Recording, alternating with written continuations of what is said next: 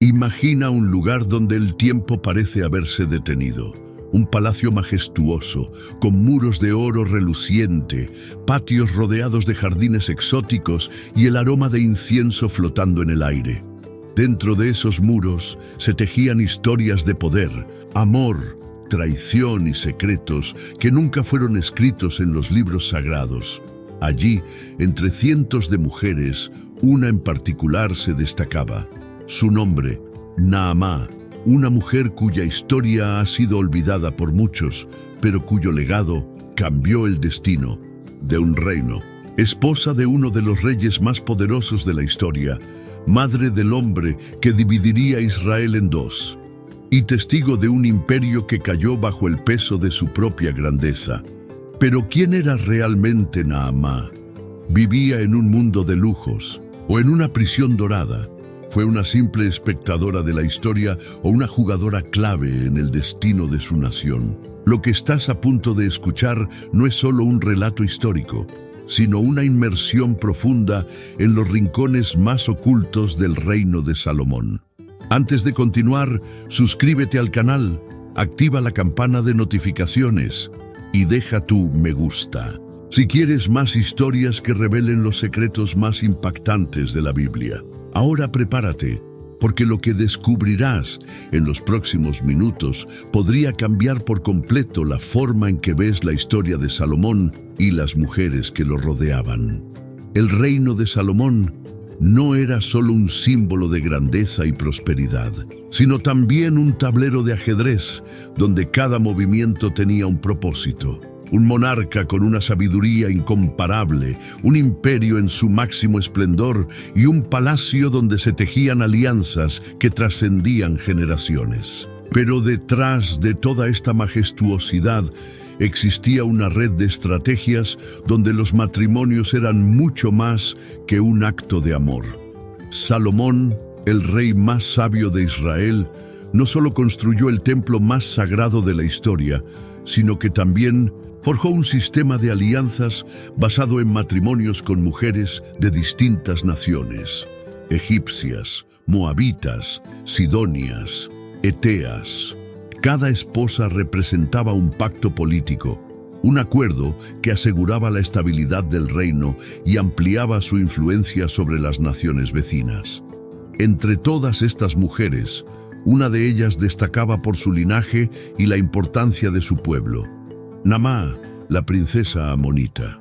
Su matrimonio con Salomón no fue una simple unión romántica, sino una estrategia para mantener la paz con los amonitas, una civilización con profundas raíces en la historia de la región.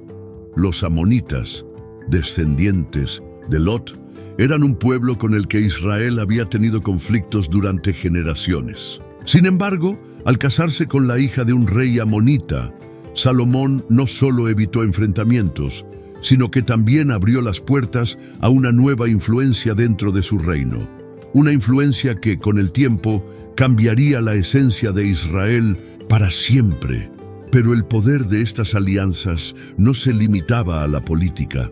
Cada esposa traía consigo su cultura, sus dioses y sus costumbres. El palacio de Salomón no solo albergaba a cientos de mujeres, sino que también se convirtió en un mosaico de tradiciones y creencias que comenzaban a transformar el corazón del rey.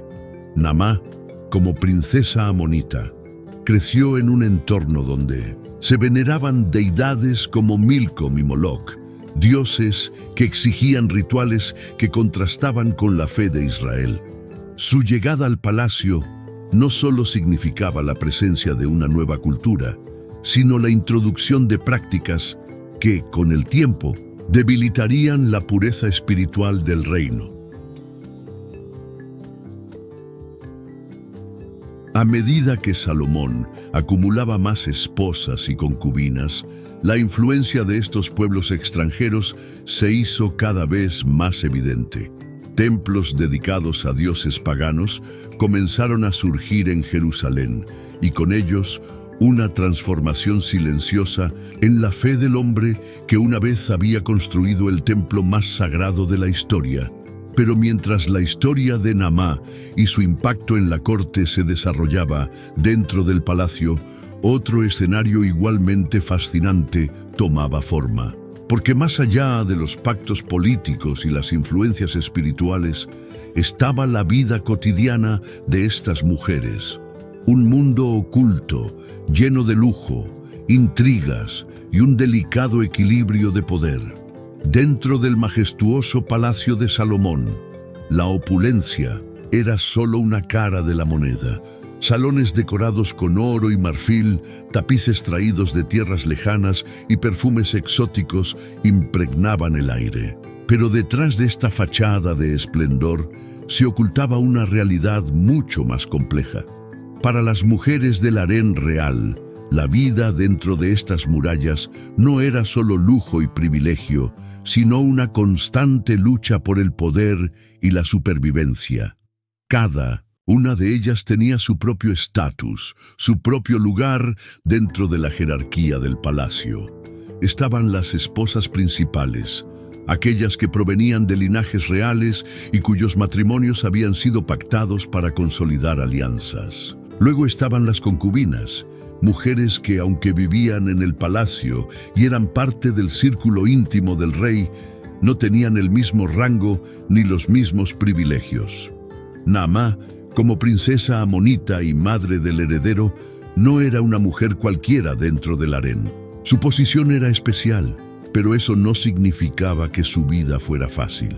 Al contrario, estar en la cima significaba que las miradas estaban sobre ella, que los celos y la rivalidad eran inevitables. Porque en un mundo donde cientos de mujeres competían por la atención del rey, cada favor, cada gesto, podía ser interpretado como una amenaza. Las rivalidades dentro del harén no eran solo cuestión de sentimientos, sino una batalla silenciosa por el futuro. Tener la atención del rey significaba más influencia, más poder, más protección, pero por encima de todo, aseguraba un mejor destino para los hijos de cada mujer, porque en un reino donde la sucesión no siempre estaba clara, cada esposa quería que su hijo fuera el elegido. Pero mientras estas luchas se desarrollaban en la intimidad del palacio, la vida cotidiana seguía su curso. El día comenzaba con baños en aguas perfumadas, rituales de belleza con aceites y ungüentos raros. La vestimenta era cuidadosamente seleccionada, con telas bordadas traídas de Egipto y Fenicia, cada color reflejando el estatus de quien lo portaba. Las mujeres del harén no eran solo figuras decorativas. Muchas de ellas eran instruidas en música, poesía y danza. Algunas tenían habilidades en medicina y hierbas, otras dominaban idiomas extranjeros, un conocimiento valioso en una corte donde se manejaban asuntos de Estado. Pero por más que la vida dentro del palacio estuviera envuelta en lujos y rituales de belleza, había algo que no podía comprarse con oro: la libertad. Estas mujeres vivían dentro de un mundo cerrado, donde cada paso estaba regulado, cada palabra observada, cada relación calculada, porque un movimiento en falso podía significar la caída en desgracia. Y en medio de todo esto, Naamá no solo tenía que sobrevivir en este entorno de intrigas y poder, sino que además tenía una misión aún más importante: asegurar el futuro de su hijo Roboam, un niño que, aunque nacido en la realeza, estaba destinado a enfrentar una de las mayores crisis que Israel había conocido. Para las mujeres del palacio, la belleza y la elegancia no eran suficientes. En un mundo donde cada mirada podía ser un juicio y cada gesto una declaración de poder, la inteligencia era un arma tan letal como cualquier ejército. Naamá lo entendía bien. Su posición como esposa del rey y madre del heredero le otorgaba un estatus privilegiado, pero también la obligaba a moverse con cautela dentro de la corte. Las esposas de Salomón no eran simplemente compañeras del monarca, Muchas de ellas, provenientes de dinastías extranjeras, llevaban consigo las ambiciones de sus familias, convirtiéndose en agentes de influencia dentro del reino. Lo que se discutía en los aposentos del harén podía afectar decisiones políticas y religiosas que cambiaban el rumbo de Israel. Salomón, aunque poseedor de una sabiduría sin igual, no era inmune a la persuasión. Las mujeres que lo rodeaban sabían que su voz tenía poder y algunas lo utilizaban con maestría. Desde sugerencias sutiles hasta conversaciones estratégicas, el palacio estaba lleno de hilos invisibles que tejían la política de la nación. Naamá, como princesa amonita, no solo representaba un vínculo con su pueblo, sino que también simbolizaba la apertura del reino a nuevas influencias. Y aunque su papel oficial era el de esposa, su verdadera importancia radicaba en el hijo que había dado a Salomón, Roboam. Desde el momento en que nació, Roboam fue visto como un posible sucesor del trono. Sin embargo, en un reino donde la línea de sucesión no era tan clara como en otras monarquías, su futuro no estaba asegurado. Cada esposa con un hijo varón tenía sus propias aspiraciones, y la lucha por el trono comenzaba mucho antes de que el rey cerrara los ojos por última vez. La educación de Roboam no era un asunto menor. Como posible heredero, debía ser instruido en política, religión y liderazgo. Sus maestros no solo eran sacerdotes y consejeros, sino también su propia madre. Naamá entendía que la formación de su hijo no solo definiría su destino, sino también el suyo propio. Mientras tanto, fuera de las paredes del palacio, el pueblo comenzaba a murmurar. La gloria de Salomón seguía intacta, pero las semillas de la discordia ya estaban siendo sembradas. Altos impuestos, construcciones imponentes y un creciente descontento entre las tribus de Israel comenzaban a dar señales de que la estabilidad del reino no era eterna. Pero dentro del palacio, entre lujos y rivalidades, pocos percibían lo que se avecinaba. Para Naamá, el futuro estaba centrado en su hijo, en asegurarse de que llegara al trono. Lo que no podía prever era que, cuando finalmente lo hiciera, su reinado sería el punto de quiebre de una nación que jamás volvería a ser la misma. Con el paso de los años, la imagen de Salomón como el rey sabio y justo comenzó a desmoronarse. Lo que una vez fue un reino unido bajo la gloria de su liderazgo, ahora empezaba a resquebrajarse bajo el peso de sus propias decisiones. Los templos sagrados seguían en pie, pero en las sombras, las influencias extranjeras se habían infiltrado en la vida espiritual del pueblo. Naamá, junto con muchas otras esposas de Salomón, no solo trajo consigo una alianza política, sino también sus creencias y costumbres. Y aunque al principio el rey parecía firme en su devoción al Dios de Israel, poco a poco su corazón se inclinó hacia otras deidades. Altares paganos fueron erigidos en Jerusalén y con ellos una transformación silenciosa en la identidad de la nación. La élite del palacio veía estos cambios como una evolución natural del poder. Pero entre el pueblo, la situación era distinta. El fervor religioso que una vez había definido a Israel estaba siendo reemplazado por rituales que nunca antes habían sido aceptados en la tierra prometida.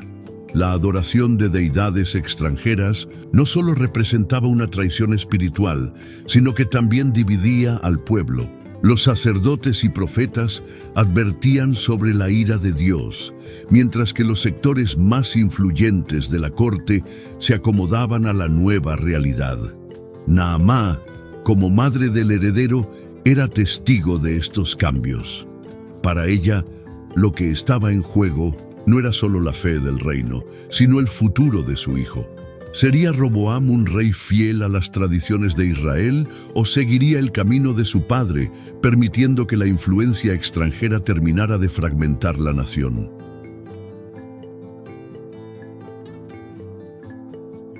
Pero mientras Naamá pensaba en el destino de su hijo, Salomón enfrentaba su propia crisis. A medida que su reinado avanzaba, las alianzas que una vez fortalecieron su poder ahora parecían desmoronarse. Las tribus de Israel, cansadas de los tributos y del peso de las construcciones faraónicas, comenzaban a mostrar signos de descontento. Y aunque el palacio de Salomón seguía siendo un símbolo de grandeza, las grietas eran cada vez más evidentes. Pronto, las decisiones tomadas dentro de esos muros determinarían el futuro no solo de una familia real, sino de toda una nación. Naamá había asegurado que su hijo tuviera un lugar en la historia. Lo que no sabía era que ese lugar marcaría el principio del fin del Reino Unido de Israel. La muerte de Salomón no solo marcó el final de una era, sino también el inicio de la mayor crisis que Israel había enfrentado hasta entonces. Durante su reinado, el poder y la riqueza del reino alcanzaron niveles sin precedentes, pero también lo hicieron la opresión y el descontento. Las tribus del norte, agotadas por los impuestos desmedidos y el lujo del palacio, esperaban un cambio con la llegada del nuevo rey. Roboam, el hijo de Naamá, finalmente ascendería al trono. Para Naamá, este momento no era solo el cumplimiento de un destino largamente esperado, sino también la consagración de su propio legado.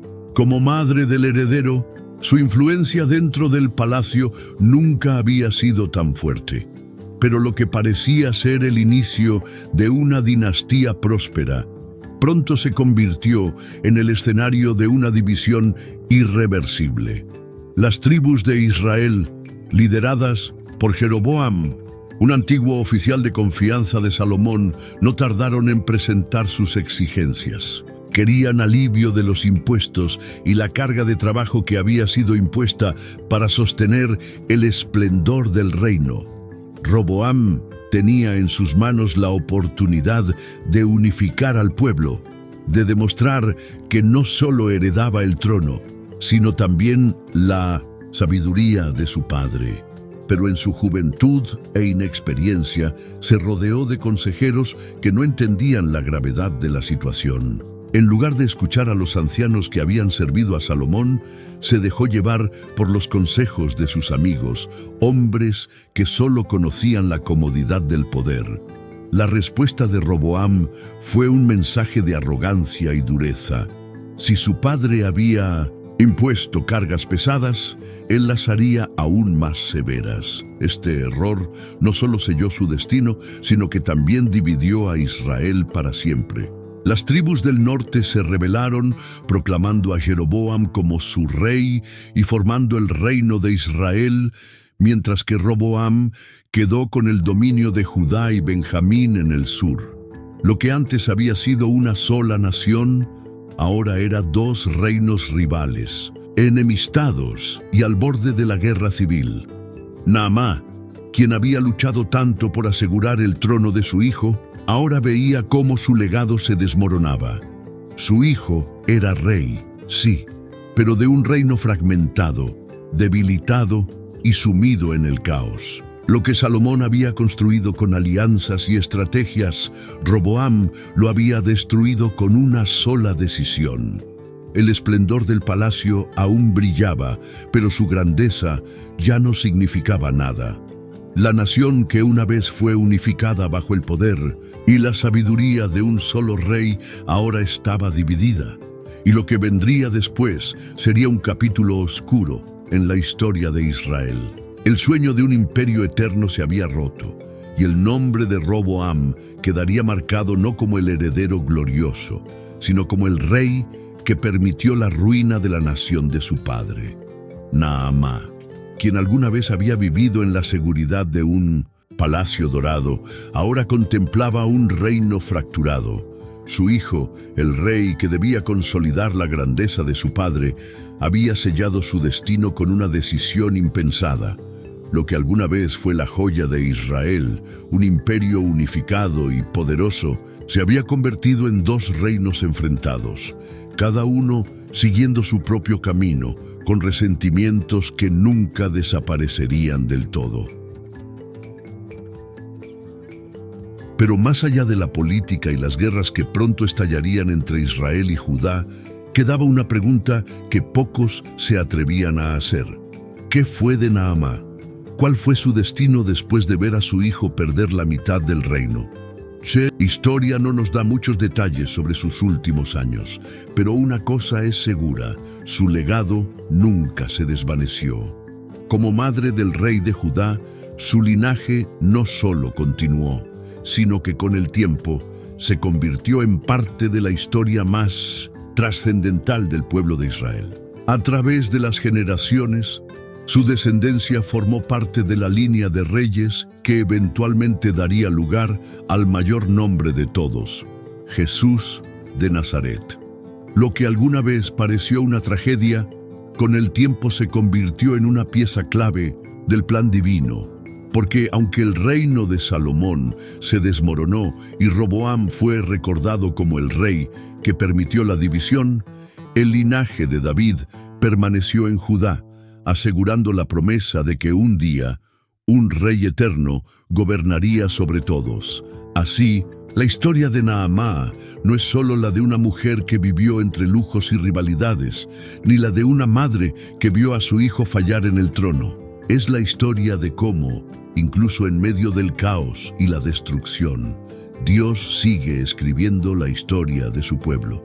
Si esta historia te ha impactado, suscríbete al canal, activa la campana de notificaciones y deja tu comentario. ¿Qué opinas de Naamá y su papel en la historia de Israel? ¿Fue simplemente una espectadora o tuvo una influencia mayor de la que imaginamos? Nos vemos en el próximo video.